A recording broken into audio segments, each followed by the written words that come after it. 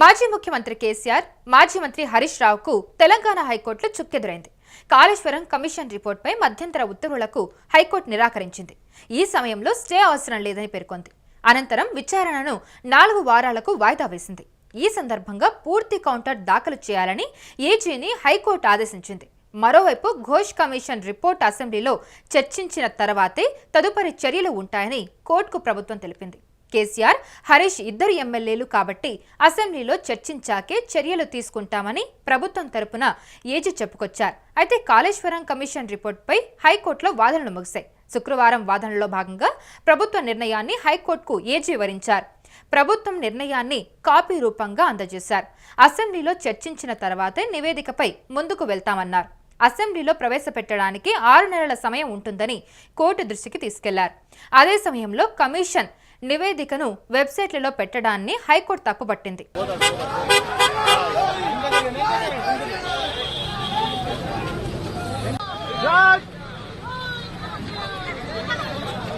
Kaleshwaram commission నివేదికను సవాల్ చేస్తూ మాజీ ముఖ్యమంత్రి కేసీఆర్, మాజీ మంత్రి హరీష్ రావు వేసిన పిటిషన్లపై నేడు మరోసారి తెలంగాణ హైకోర్టులో విచారణ చేపట్టింది.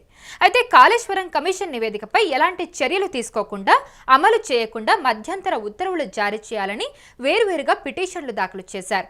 అయితే ఈ పిటిషన్లపై ప్రధాన న్యాయమూర్తి జస్టిస్ అపరేష్ కుమార్ సింగ్, జస్టిస్ మొహియుద్దీన్ విచారణ చేపట్టారు. అయితే వీళ్ళిద్దరి పిటిషన్లపై గురువారం విచారణ చేపట్ట ధర్మాసనం కీలక ప్రశ్నలు సంధించింది.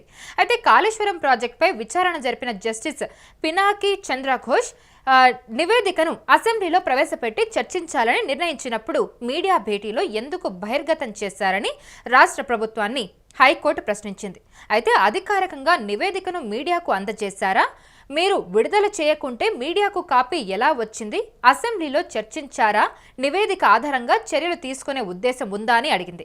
అయితే కమిషన్ నివేదికను అధికారికంగా విడుదల చేయలేదని, అసెంబ్లీలో ఇంకా చర్చించలేదని అడ్వకేట్ జనరల్ సుదర్శన్ రెడ్డి బదులిచ్చారు. అయితే ప్రధాన న్యాయమూర్తి అడిగిన వివరాలతో పూర్తి స్థాయి కౌంటర్ దాఖలు చేసేందుకు సమయం కావాలని కోరారు.